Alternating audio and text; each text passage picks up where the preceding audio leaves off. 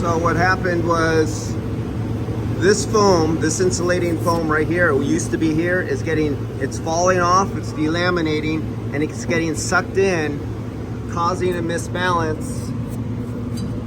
I think I got most of it out. See how I tore all this off.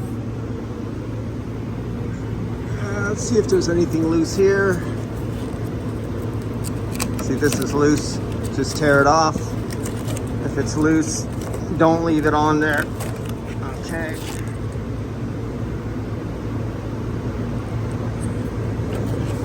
So these are just hit 10 years old, and I guess the adhesive is delaminating. And this is one of the coils that I did not clean yet. As you can see, it's really in need of some cleaning. Okay, nothing in there. Nothing in there. Nothing over there. And that will be the vibrating wheel balance will be all gone. All right. Actually, there's still some here. Can you grab it? Here, hold this. I'll just get over there.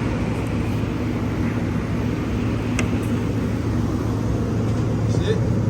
Up there? That's still good. It's still there. Okay, that's still stuck on good. All right. Electronic expansion valves. All right.